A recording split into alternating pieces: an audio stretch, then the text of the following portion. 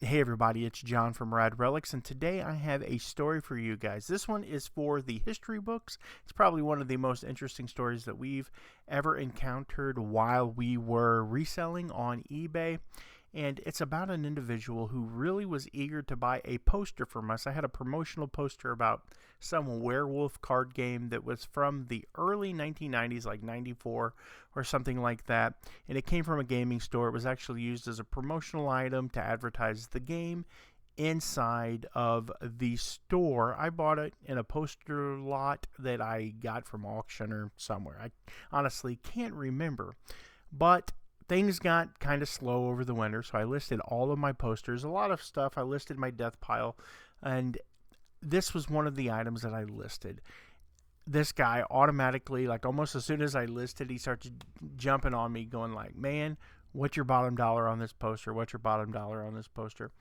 And I went and looked, and I seen that this guy sells all kinds of really expensive promotional items. Like, he has all kinds of really cool stuff, like VHS promos and whatnots. And to be honest, I was like, I think that he's just trying to buy it to flip it. You know, he's looking to source off of Johnny so that he can buy my item and then sell it for more money.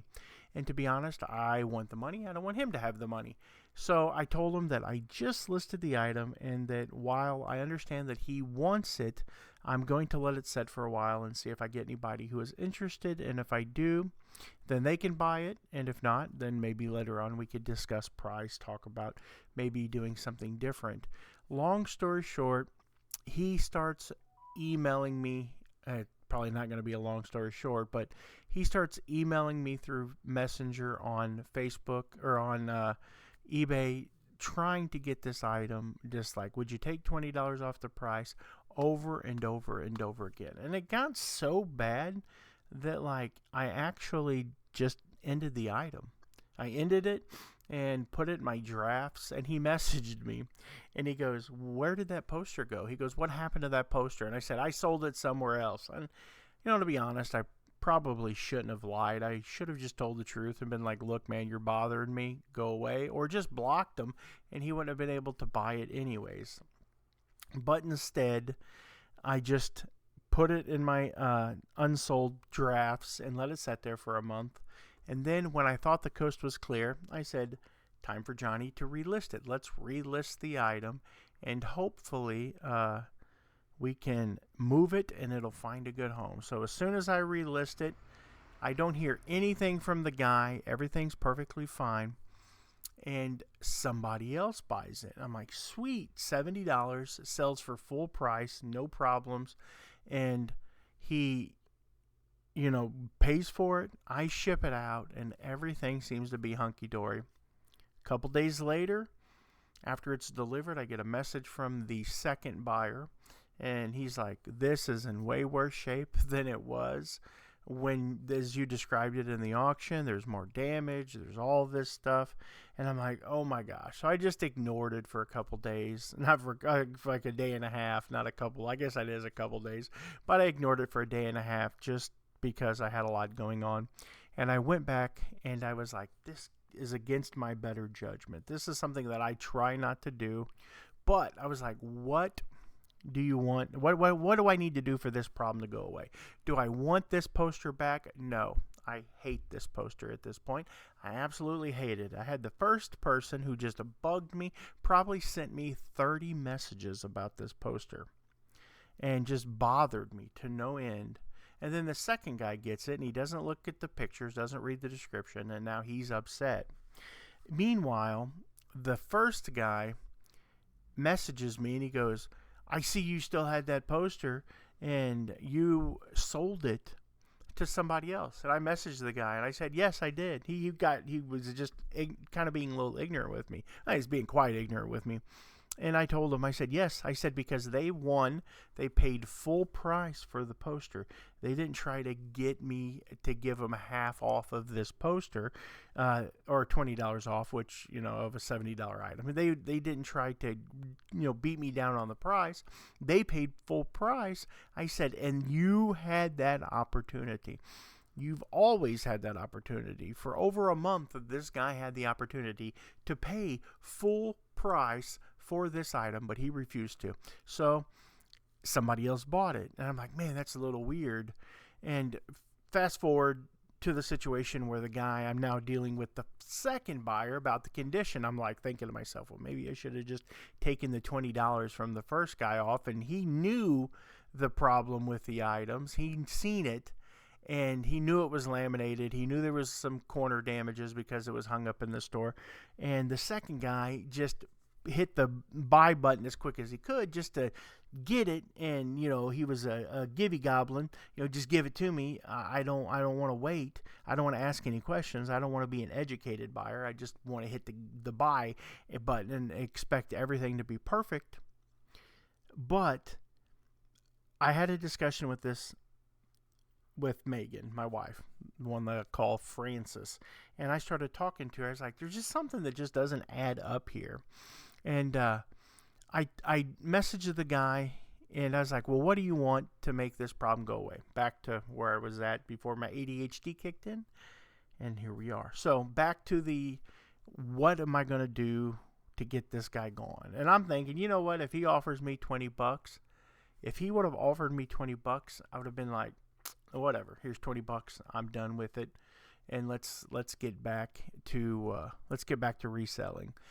So long story short, I say that quite a bit, but anyways, I message him and I go, what will it take for you to just be happy with the item? And he told me, he goes, I would like $35 back. And I said, you know what, there ain't no way I'm giving this guy $35 off of an item. He messages me and he counted what he paid for the item, what he shipped for the item, the taxes that he paid on the item, everything. He's like, I think that I should get, he was wanting to get it essentially for the $50. It was the same price as the other guy. He was wanting it for $50 out the door, shipping and everything, which is kind of what the other guy wanted.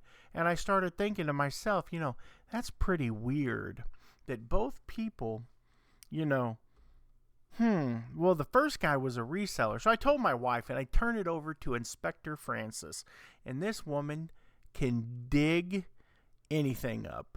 Like she should have been a private investigator. So she starts looking, and she finds that both the first buyer, or the first person that was really interested in this item, and the second guy, guess what? Guess what? I bet you can. If you know, let me know down below. Write in the comment section down below what I'm getting ready to say. But they both live in the same town. Imagine that. They live in the same town. She looked up the first buyer that was a potential buyer and seen that he lived in this little town in Illinois, looked up the shipping address of the second buyer and found out, they're neighbors, they're friends. So I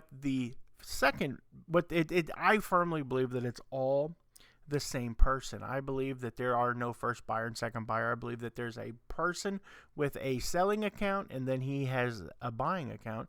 And I think that what he did was buy it at full price when it popped back up on the marketplace so that he could get it.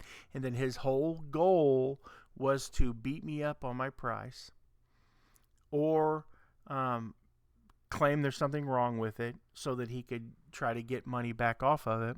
And we figured it out. Now, he doesn't know that we figured it out, but I did message him and tell him that if he does not want the item, that he's more than welcome to send it back. And that was part of the deal. Like, he didn't want to send it back. He sent me this long message saying that he shouldn't be responsible for all. He should be compensated for his time and packing and shipping and going to the post office. And he's got to drive so far to the post office and all of this stuff. And I messaged him back and told him, I was like, that's the cost of doing business on eBay. Just like I have to take returns. If you buy something from me on eBay and there's a problem with it, I've got to take the return, but you've got to send the return. And it's not my responsibility to compensate you for anything. So I'm not going to say it again. I'm not going to say long story short, but I'm going to say that due to the fact that we figured it out, I just told the guy to send it back, and he didn't want to do that. And I messaged them one final time, and my wife told me to say something along the lines, look, we want you to be happy with your purchase, and if you're not going to be happy with your purchase, we want you to send it back and be able to find the item that you want and that is going to make you happy. And I then messaged him back, and I said, what you need to do, I said, I'm going to make it easy on you. I said, take the poster. I said, it's laminated.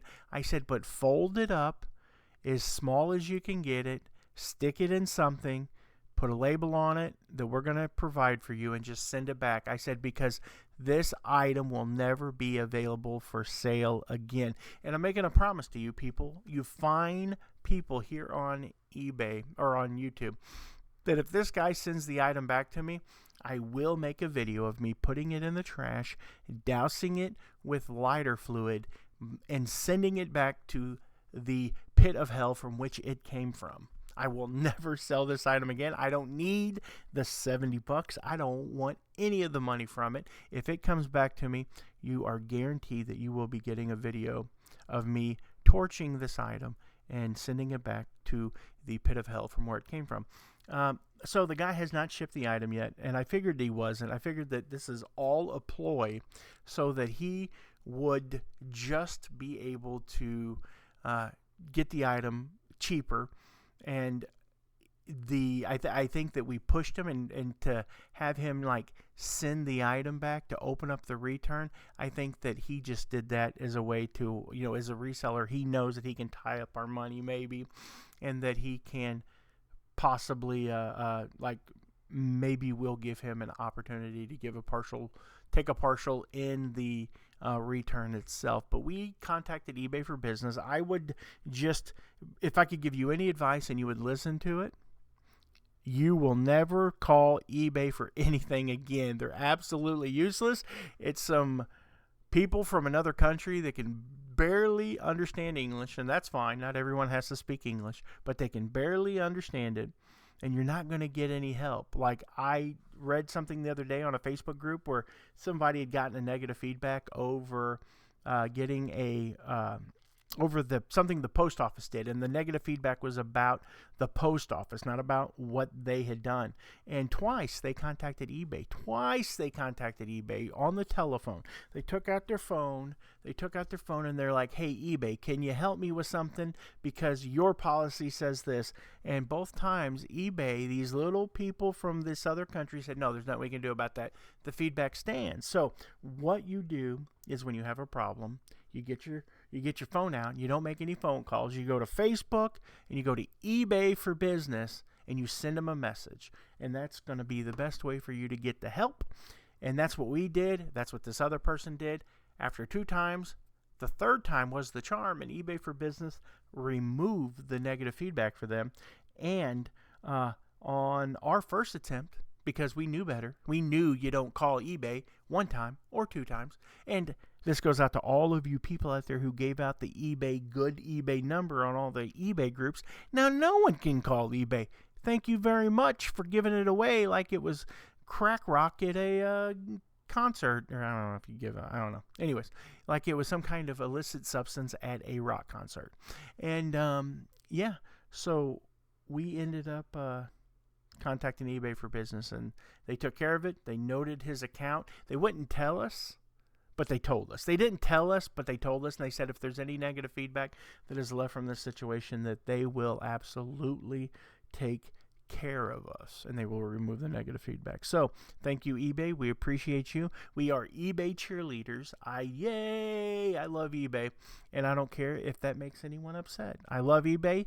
They have given me the life that no other company has ever given me, the opportunity to work for myself and to be my own boss. So I will champion eBay, and I will sell on eBay primarily until they cease to exist as a company. So if that makes you upset, I'm sorry. But I appreciate you guys for watching the video. If you've had any situations similar to this, let me know down below. It's pretty cool. You guys have a good day, and God bless you.